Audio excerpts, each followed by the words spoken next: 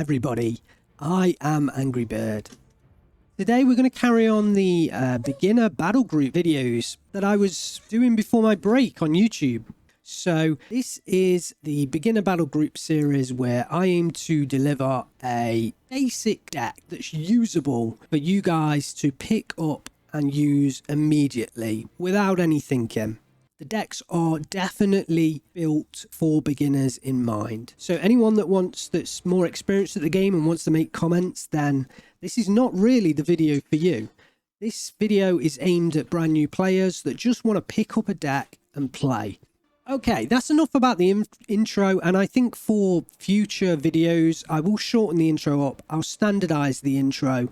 So let's just specifically talk about the 44th guards in each tab. I don't want to go into too much depth because again this is for beginning players, but I want to give you some information so you can kind of get to grips with the deck and maybe start to understand why players make certain decisions. We started off with the snipers. These are great units because they're both really good at recon and they're actually good at fighting infantry as well. As long as you keep them at long range, the sniper rifles at 1000 meters, they are actually really good at fighting infantry. So in A phase, we bring them in the motorcycles. The motorcycles are the fastest units in game, so they get to the front the quickest. And that's why we've got those sniper teams in. In B and C phase, I changed that to the M3A1 Razvedka truck. It gives them a bit more protection on the way into the battlefield, and you also get a half track with a 50 cal for 15 points. And I think that's a decent deal. So in B and C phase, I've given you those with the half tracks. I've actually up-vetted the units as well because I don't want you to get into, for new players, I don't want you to click on a unit and start spamming them out. Or certain units, I don't want you to do that. So I've kind of restricted them a little bit because I don't think you really need more than 4 snipers in B phase and 6 snipers in C phase. In A phase, all 4 of them are good. So that's why I've given you them at the most available. Okay, onto the infantry tab. I think you'll find throughout the videos as we progress through, the infantry tabs will become quite similar, the way that I'm setting them up for new players. So first of all, we've got 2 cards of Guardia DP, and they come in the Studebaker truck. That's the fastest transport they're available in, so they get to the front the quickest. The 2 machine guns are actually really strong at the moment in the way that the game plays, so that helps them. It's not always going to be the case, but I also like the fact that they come in with the PTRD rifle early on, and that tends to be more useful earlier in the game because you get cheaper units earlier on in the game. So a lot of the German divisions, you know, they come with the cheap recon vehicles, recon half tracks. Even some of the allied divisions come with cheaper recon units, which can be destroyed by PTRD rifles, but they generally come out earlier in the game. So I feel it's a bit more useful for new players having a PTRD rifle earlier in the game than the Guardia with an RPG grenade. The Guardia are cheaper at 20 points, so that might be more beneficial, but the Guardia DP, they are a better unit with the DP 28, and so I think paying that extra 5 points is probably better for a new player. We also have the Saperi Komlotti as the leaders for A phase. I've picked these leaders out because you get 3 of them in A phase, compared to, say, a Tanko Komlotti where you only get 2. The Guardia Komlotti and the Avto Komlotti, you do get more leaders, you get 4 of them, but I think for a new player, having that Panzerfaust on the leader is probably going to be a fallback option. So if you're getting overrun, at least your leader has a Panzerfaust on, and that can supplement the Guardia DPs, provide that heavier AT equipment, and you still get 3 of them, so you can put 1 on the left flank, 1 in the center, and 1 on the right flank, you know, if you need to do that. So that's why I've chosen those leaders, and you should always be using leaders as well. And then finally in A phase, we've got the Tanko de Saniki with the M2A1 half track. Always take your Tankos in M2A1s. You can rush them up to the, well, they don't necessarily rush in terms of speed. they are as fast as a Studebaker, so you aren't losing speed, but they aren't necessarily the fastest transport unit. But Tanko Thessalonikis only work at close range, so you need to get them into close range, and the M2A1 half-track helps you to do that. So that's why you pick them in the M2A1s. I mean, the other alternative is, I think, the M2 half-track, so you're going to need to take them in a half-track, but the M2A1 gives you that 50 cal, so definitely early on in the game use that. Your Tanko Thessalonikis in A phase are for your close quarter combat, forests and city fighting, so they use the Molotov cocktails, and your Gvardia DPs are for a little bit longer range. Certainly not heavy forests unless you run out of Tanko Thessaloniki, but they can work in city environments as well. B phase, we then move on. We take another card of Gvardia DP, and I'm taking them at the lowest vet to give you more availability. Again, these are the longer range engagements of the infantry, and these are paired with Sappery in B phase. Now, I've given you two cards. One of them has the M2 half tracks. If I could, I'd pair the second card with the M2 half track, but unfortunately I can't do that. So you should really use your M2 half tracks first, if you can remember to do that. But the Sapperies are here to fight in close quarters, either in city combat, building to building, or in heavy forests. Because they have the TNT satchel, it will help you out in those engagements. The M2 ones are there if you need to drive where you might get fired upon up to the edge of a forest. Use the M2 half tracks, because hopefully that will stop the Sappery getting one shot killed, whereas the Studebaker trucks, they won't protect you because they're unarmored. And then in C phase, there's a card of Gvardias just for that final C phase card. There's 27 units of infantry there. You should be okay with that. You might ask why there's not another infantry leader in there. That's because in the artillery tab, we have the VZ VOD UPR. These are your artillery leaders, but they can be used on the front line as infantry leaders, and you should treat them as infantry leaders. So you have 4 of those in B phase. They're nothing special. They're there to provide the leader bonus for your infantry. That is what they're there for. Okay, so that's the infantry tab dealt with, and like I said, once we get through more videos, I will lessen the descriptions that I'm giving, because we won't need to go over the same details over and over again. So, in the tank tab, we've given you one card of T-3476 in A phase. These are your cheapest tanks, there or thereabout. The leaders give you less, so, you know, take the T-3476. They're there to counter light vehicle spam in particular. You know, they're not up-vetted, so they aren't quite as good as other units that other players might have. But it gives you 1,500 meters range with 100 pan. They're there to counter light vehicles. If you need something heavier, then you've got your 2-star T-3485. Now, I've restricted these to 2-star because they're 100 points apiece. That's basically 2 minutes of income. Really, 2 ticks of income. So if you buy these, you can buy 1 tank and 1 infantry unit per tick. So you don't want too many of these. If you had 4 of these, that's 4 minutes of income, and that's the 2 minutes that I'm giving you, but that's another 2 minutes where you're not buying other units, and you have other units available that can do a similar job. So these T-3485s, they're there to tackle with the medium tanks that you're going to come up against. Panzer IV-H's, Shermans, that kind of thing. That's what they're really there for. B phase, they can be used against more heavily armoured enemy units like Panthers and Tigers and things like that, but you're going to have to get much closer, so you've got to be a little bit more careful how you use them. But the 2-star veterancy will give you the extra accuracy, so that should help you out. In B phase, I dropped that down to 1-star veterancy to give you the 6 tanks. Again, that's on flatline income, that's around 6 minutes worth of income. give or take, because you get an extra 25 points spare. But again, you buy one of these T-3485s, you buy one infantry units, that's 6 minutes of income. That only leaves you 4 other minutes to buy other units, so you don't really want to be spamming T-3485s out. So that's why they're restricted a little bit, and it gives you that extra, little bit extra accuracy, a little bit extra rate of fire.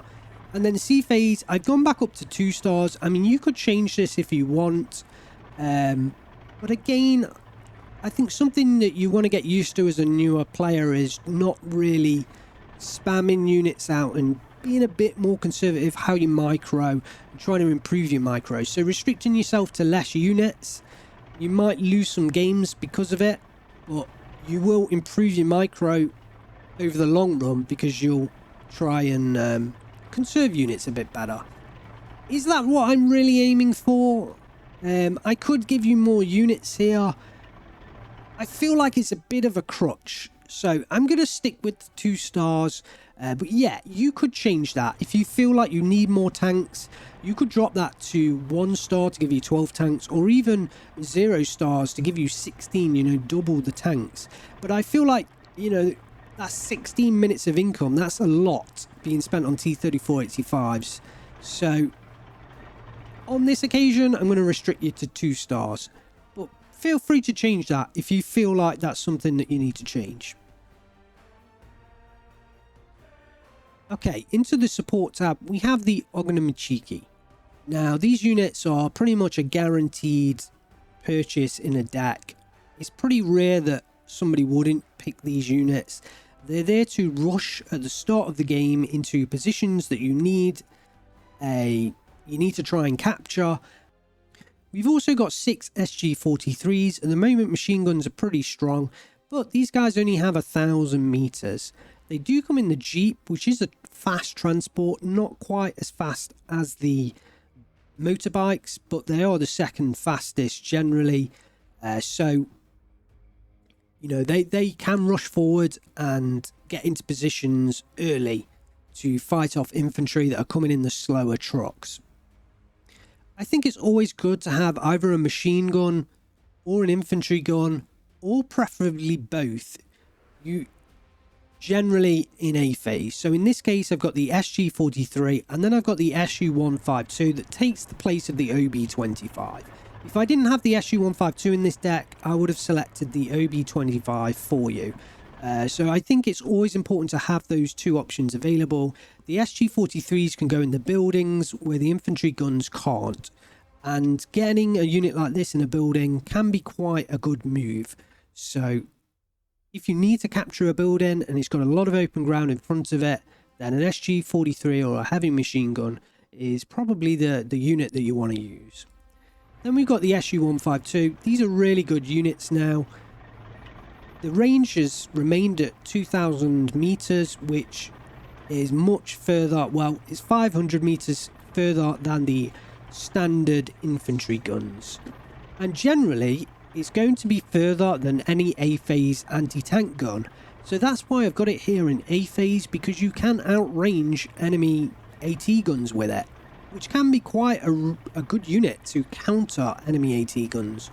Also, if you spot some anti-air out in the open, you can use this unit to take it down. It has high damage, so it probably only needs 1 or 2 shots to hit the target, and that's a unit gone. You can also sit it at 2-kilometer range, and it can pound base onto those infantry units as they're spotted. SU-152, a really good gun. Then we've got the combat commander. Generally, you always want to bring in your commanders as soon as you feel able to. In this case, your combat is better than an M2 combat or an M3A1 combat because they can hide in buildings. Then we've got some supplies. You always need supplies as a newer player. Some of the, depending on what your artillery tab is, you might need supplies more than others. And also, depending on whether you have some big heavy tanks that you might need to repair. It depends on how much you need supplies. In this case, I'm generally always going to pick supplies in B phase. It's a pretty versatile pick. In A phase, you only get 2 of them. You might not need one in A phase, so it cuts down half the available amount. B phase, you get double your A phase, and you're generally more likely to need them in B phase than A phase. A lot of the times as well, if you need one in A phase, you can just wait a few more minutes to B phase. And then in C phase, well, you don't get double the amount, you get 50% more. So it's a little bit less advantageous, and usually you need a car, you need a truck, you know, before C phase. So if you only took one card in C phase, that would generally be too late. So B phase is probably the most versatile option, and you'll generally find across all these beginner battle group decks, I will pick a B phase card. Then we've got the anti-tank tab. M42 guns, they've got nerfed quite heavily, but I still think there's room for them in the deck. The APCR shell can quite easily take down a medium tank. You've got to be careful. You want to use these at you want to get these into a position where they can only fire at 1000 meters. The accuracy is really good, so they're generally going to hit. And with APCR, you're generally going to get a critical. You might not kill the tank, but you might get a really good critical. So I definitely think the price keeps these worth it. They can also be used to take out any kind of light vehicles, you know, half tracks, recon half tracks, or light tanks. So they are still useful. In this deck, I've selected the SU-76 MPT to accompany them in A phase. 45 points. Again, they are cheap and useful. They're the same price as the ZIS 3 guns. They can do pretty much the same job, except they're more mobile. And I still think, again, you know, you need to be careful the range you're using these at, especially the difference between the AP range and the APCR range. But this APCR ammunition can take out a Sherman tank with high accuracy, remember, very, very easily.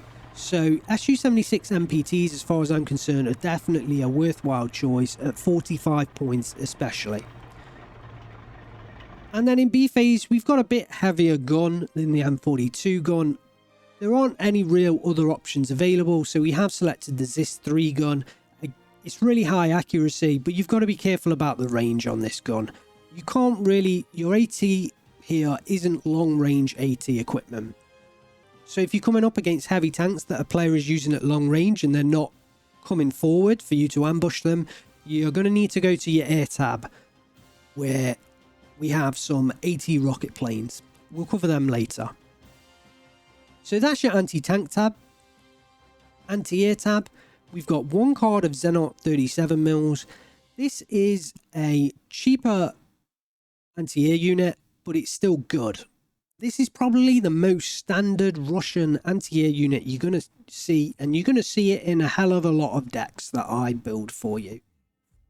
So I've opted to take them in A phase at 0 stars. Now, usually, and you'll see in other decks, I may up-vet these to 1 star.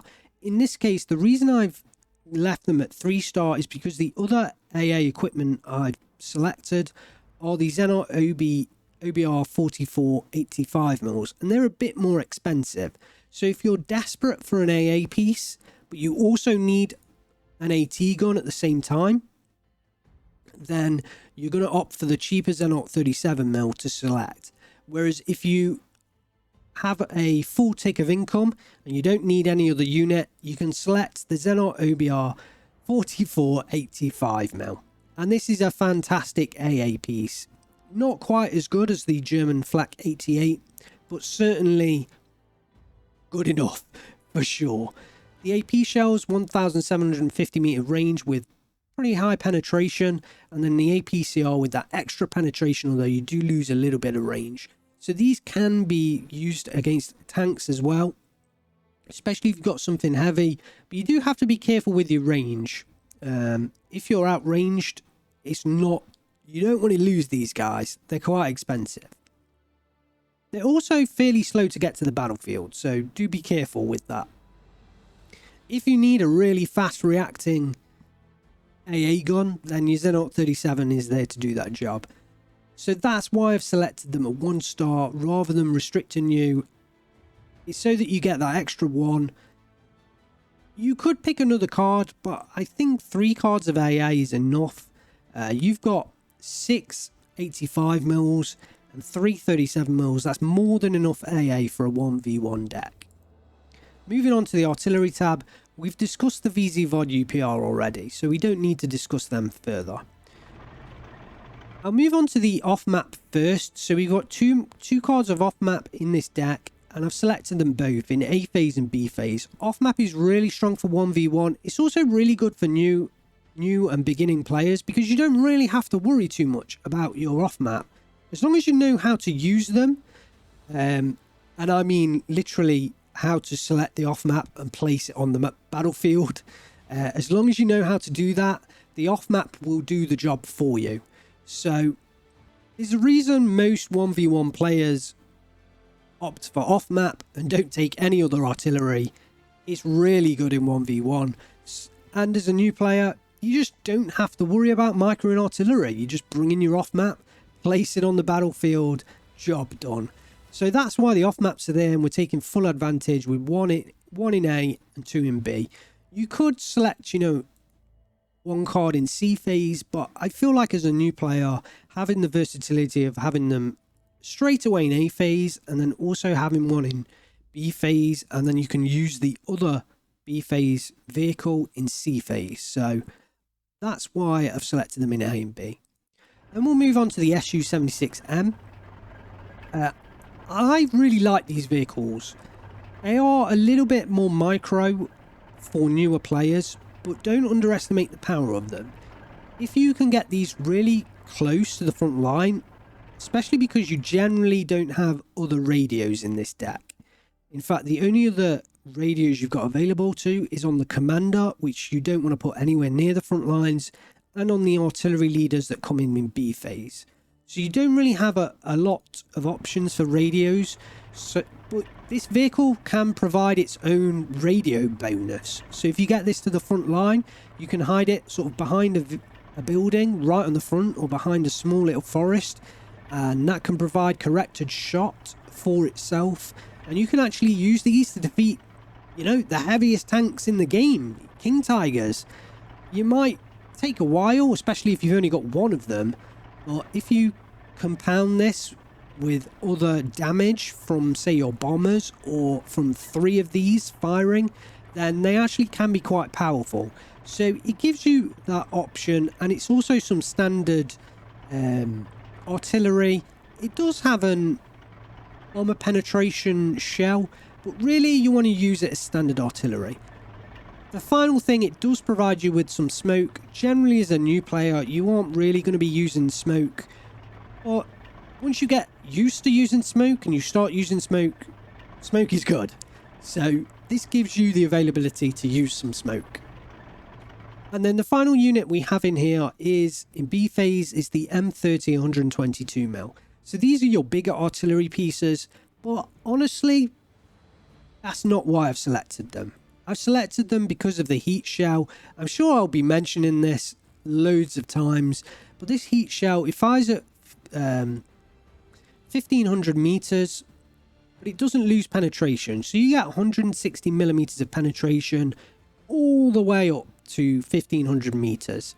And this is really to take out the bigger, heavier tanks.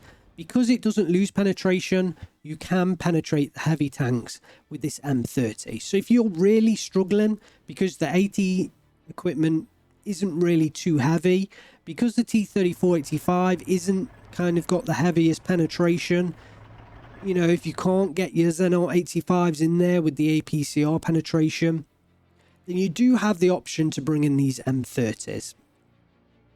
You get a lot of them available because if you are putting one on the front line, you may well lose it. Well, they are quite slow to come in. They have the ZIS-42 truck, so they are quite slow to get to the battlefield. So you kind of need to think ahead when you're purchasing these units.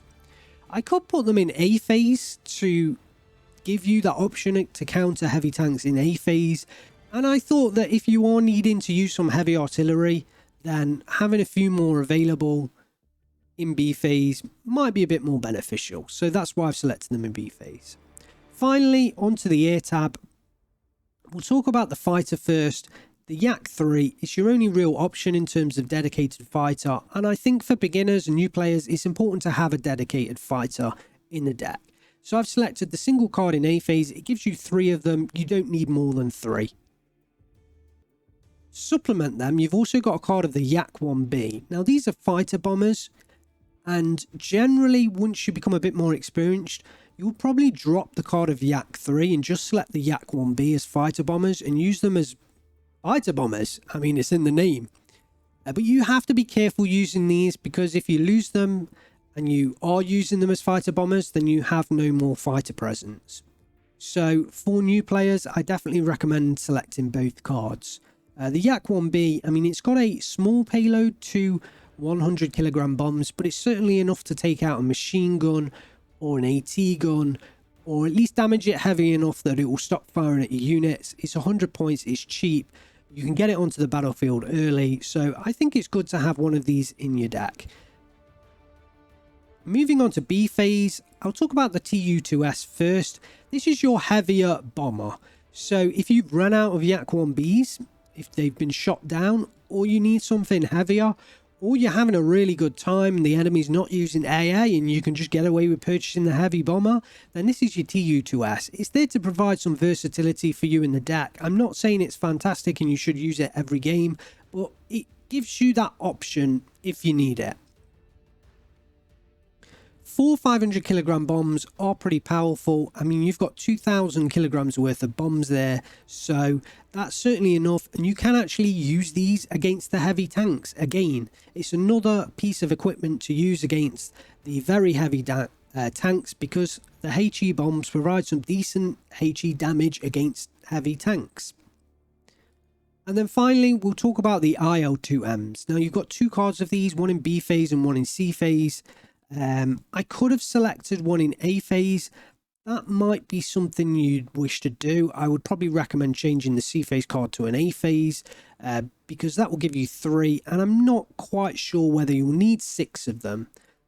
But I've kind of given you these cards because the deck can struggle a little bit against the really heavy tanks.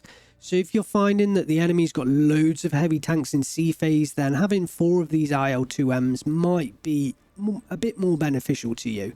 So that's why I've, kept them at B and C phase.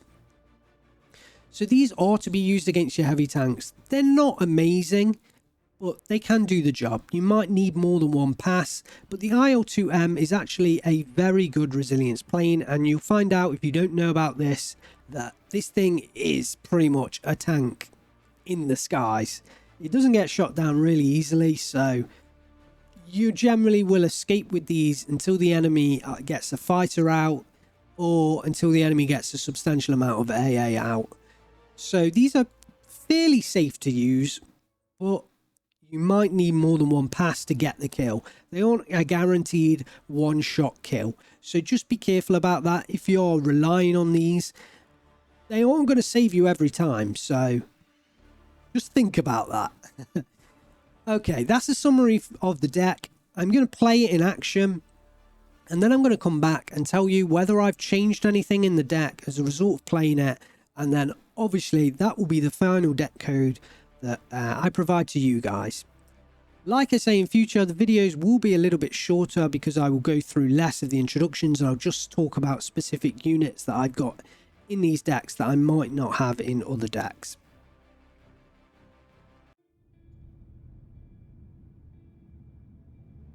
Okay, here we go. We are 44th Guard Strelkove. We're playing on Flatline Income up against 2E Blinde playing Maverick Income. So I'm expecting an early push followed by a sustained heavy B phase. I'm thinking my off map is going to come in handy. And then C phase he should drop off. So the idea here is we soak up whatever attack he makes and hopefully win it in C phase. I think that's the immediate plan.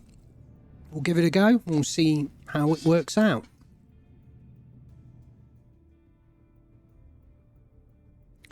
So initial forces on the way. I'm thinking he's probably going to rush the right, but I was a little concerned because the French get a lot of light vehicles, so I was a bit concerned.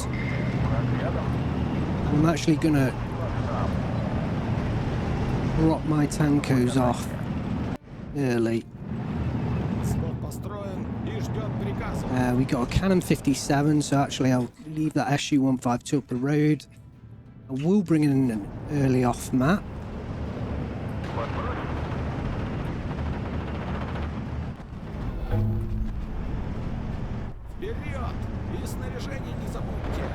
Pretty fast with those flamers.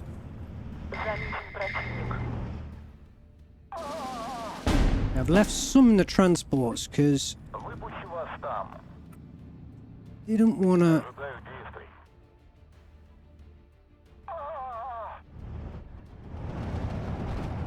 Oh, let's bring you back. It looks like we're going to need something over on the right. That's where the M8s are.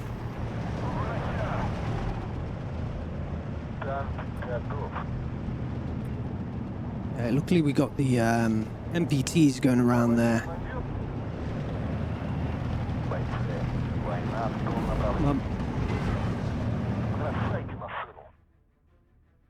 Okay, it looks like he might have something in there, which is not good. Just want to make sure these are in cover.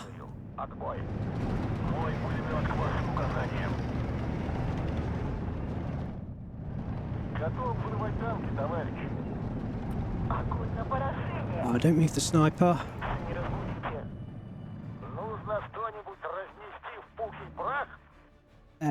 Let's get some T-34s up on the hill. Help us out. He's rushing half-tracks very far forward. Try and save our units. I'm going to bring the 85 up as well. I'm going to leave the SU. In fact, I'm going to swing him round to kind of where he was originally. I don't want him doing that. Okay, there goes one vehicle. Hopefully we can get the half-track as well. Yeah, a lot of units up there on that right-hand side. So I think that's where the majority of the work's going to be needed.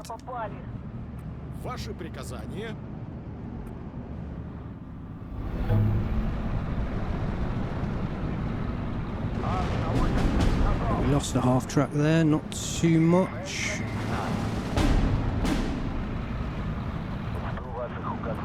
Yeah, I reckon we got everything down here. We're just going to have to keep our eyes on. Got some infantry in here now as reinforcements. Okay, I don't have an anti-air unit right now. Ooh, both my MPTs have gone down. EB-73 bomber. Okay, we don't want to attack sappers.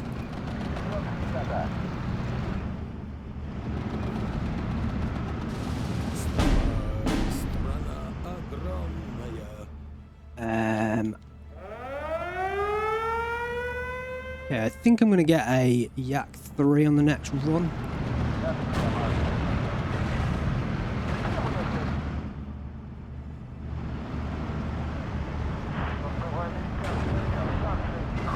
Okay, Char's down.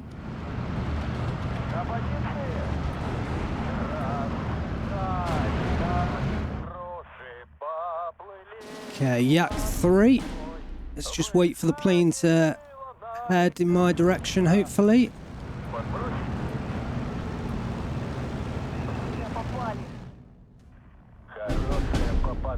Okay, we'll keep him back.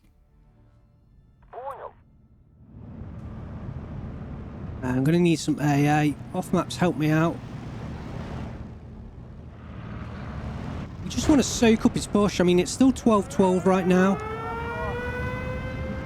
I'm a little bit worried, you know, that infantry aren't near these tanks. A Spitfire. That is worrying. I don't know whether I can head that head on. Okay, come this way.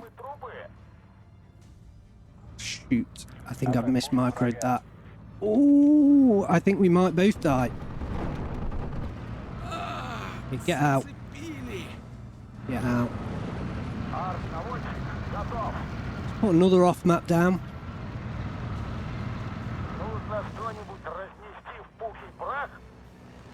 Okay, I've already got one. Oh, shoot. Here's the left push that I was worried about. Okay, so let's get some AA out. Can't get a tank. We're going to have to get an anti-tank unit for the left.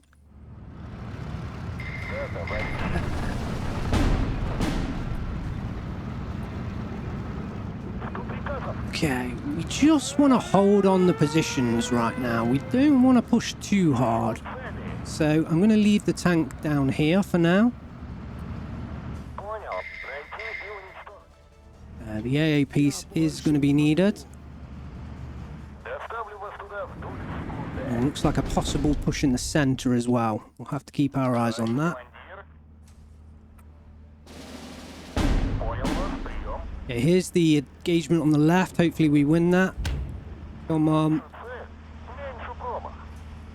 Hopefully nothing major's happening on the right now. Yeah. Okay, I'm just going to reverse him out the way. And I think I'll get an infantry just to cover that. Defense in the middle. 2 AT guns will do the work. Flamers will come in, but that's okay for now. AA is going to help me. Second off map's definitely helped me out there. Looks like one of my tanks has gone down.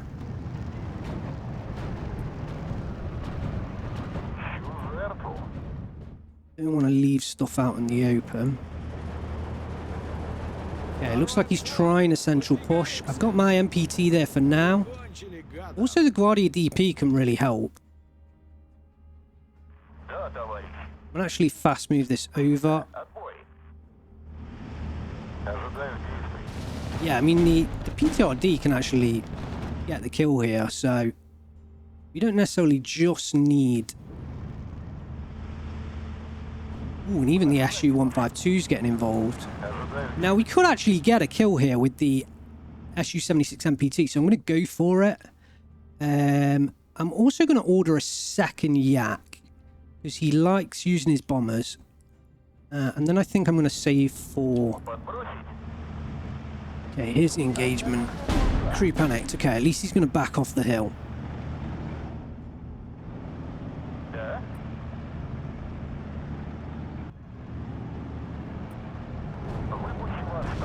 Okay, get out. Not in the best place, but better than nothing.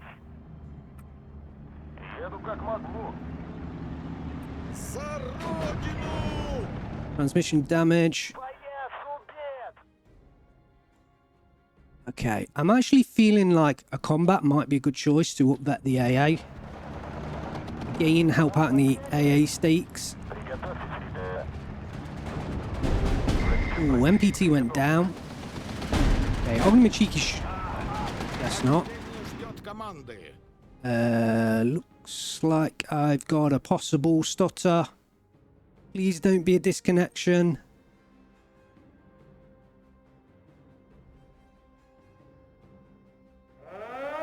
No. Why did I feel like that was a disconnection then? Okay, let's immediately try and get him out the sky. I don't care. I'm just going to go straight for him. He's an off-map plane. Let's get rid of him. I'm actually going to move my Guardia up as well. Let's bring in some more tanks. Go through for the Spitfire engagement, and then we'll try and get away.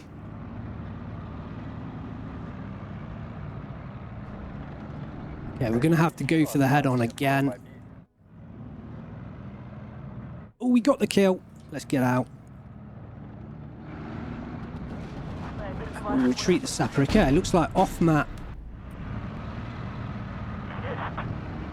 Let's move forward the SU-152 once again, and let's move our infantry forwards on the right. Remember, we don't have to win this until sea phase, so... You know, let's just Remember that. Let's stay a little bit cautious where we can. I'm actually going to move my Guardia up. I'm actually going to afford another Guardia in here. Let's make sure we've got some more infantry in this center town. So we're going to use some Tankos. Oh god, I was going to bring in the combat, wasn't I? Should be able to do that next turn. And I can actually reach with my off map here, so let's place that down. SU-152 is pretty heavily damaged. I think that was after the bombing strike. So I'm going to reverse him away. He's going to recover some suppression, then I'm going to push him forwards once again. I'm hoping there's not sappers in that M5. Let's bring the...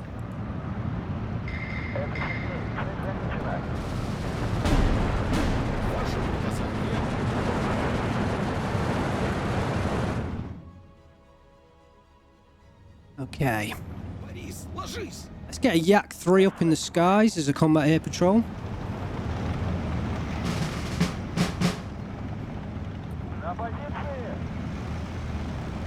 I'm going to bring my T-76s around the corner. I'm going to push forward slightly my units.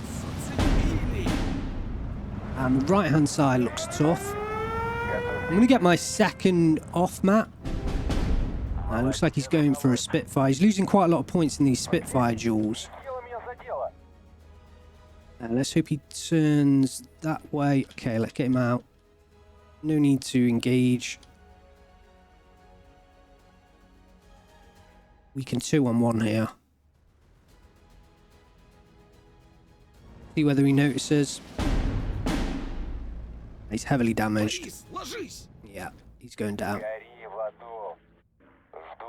Bring the original one out. Combat air patrol once again. And there's a surrender. Okay, so I'm not sure how good Red Dragon was. Wow. I wasn't expecting such a big difference there. So I think Red Dragon feels like a fairly new player. So my intention is not to just beat new players.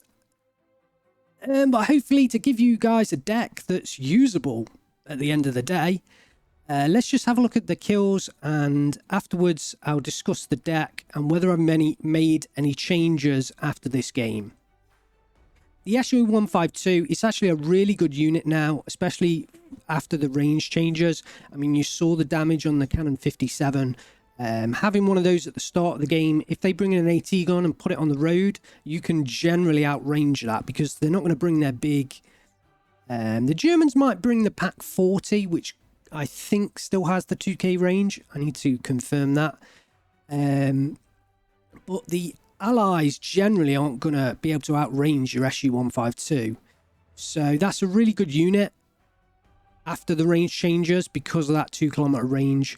All the kind of support HE tanks and heavy infantry guns have actually improved as a result of the range overhaul. The SU-MPTs, they're cheap. They can take on the lighter vehicles, and they can actually take on things like Shermans, especially, and T-34s, as long as you use them at the right range. So you've got to be careful. The APCR, I think, is 1,000 meters on that, but the AP, I think, is only 1,250. So make sure you engage at the right range, because against something a little bit more heavily armored, you're going to need the APCR ammunition, so you're going to need to be within 1,000 meters. T-34-85, this one did a decent job. I think this was the one on the right hand side. It cleared up the 2 Shermans in the M8s that were pushing me fairly hard at the center, so it was good to have a bit of a more heavily armored tank from the start of the game. T-34-76s, again, these are best used against lighter vehicles, so here perfect M8s and M5s. Be careful with them because you can lose them, you know, rather easily. In this game, the off-map served us perfectly. Because of his income, he had to attack in A and B. All we had to do was wait for C, so off-map is the perfect weapon in that scenario, all you have to do is off-map their attacks and wait. And you can really, even if you don't destroy a lot of stuff, you've got 3 off-map chargers. So you bring one out early on in A, it's really going to dent their attacks. So off-maps are really great weapon.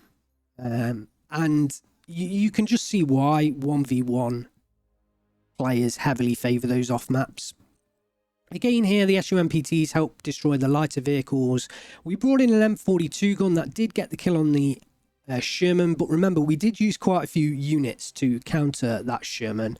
That was the one in the centre. It destroyed an SU 76 MPT. It also destroyed a different 42 mil as well. So the Sherman traded okay, but we had a cheap AT gun. It was at close range, so good counter. And where my micro really shined compared to Red Dragon was the air engagements. He lost 2 Spitfires and the off-map plane, which is a pretty heavy loss.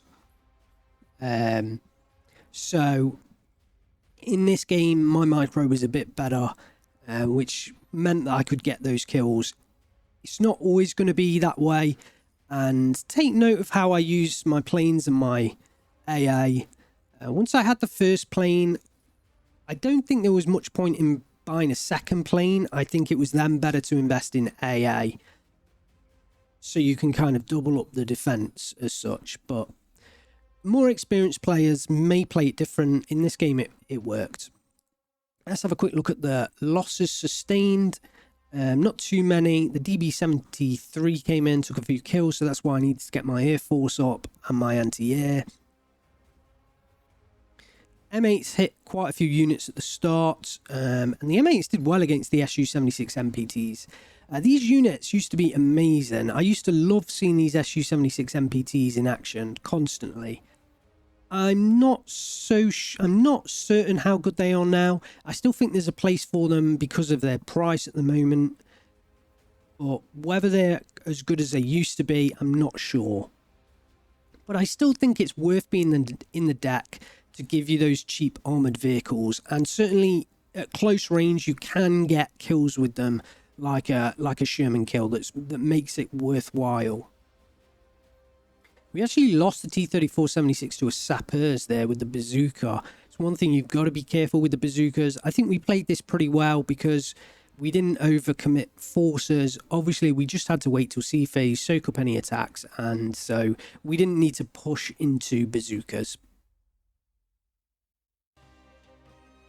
Okay, so as a result of that game, I haven't actually changed anything from the deck. I think I'm going to leave it as it is. What I would say is that flatline income, everything in this deck except the TU2S, you can afford on one tick. So you don't have to be waiting for units. If you desperately need some AA, you just have to wait for the next tick. If you desperately need a bomber or an AT plane or an off-map, you know, any unit apart from this TU2S here with the 4 500 kilogram bombs, you can get at the next tick. I think in terms of infantry, we didn't really get too far in the game, so testing out the amount of infantry wasn't required. But I think 92 units of infantry is a decent amount there, and it's a good mix of infantry as well. If there was one tab that I would possibly make some changes in, I think it would be the support tab. I think you could look at removing some cards and look at getting a second card of SU-152s, perhaps in B phase, or the OB-25s. We don't have a card of those in the deck. Or a second card of SG-43s as well, perhaps in B phase. So I think you could put one more card in here at 2 points, but you'd have to remove something from the deck elsewhere. But this is a deck focused for beginners, and I think this is a pretty versatile deck for you. You know, jump in there, use it. These decks are for players that you don't really know too much about what you're doing, or you feel like You come in, creating a new division. You want to play the 44th Guards, but you're just unsure of what units to use. This deck is there to get you going. It's a versatile deck. It's flexible. It's got perhaps not the most meta composition of forces, but it's got a composition of forces that can do the job. So if you just want to get in, especially if you just want to play AI in skirmish mode, you just want to go in, get a deck, then this is what they're there for. Hopefully you've enjoyed the video. Thanks very much for watching.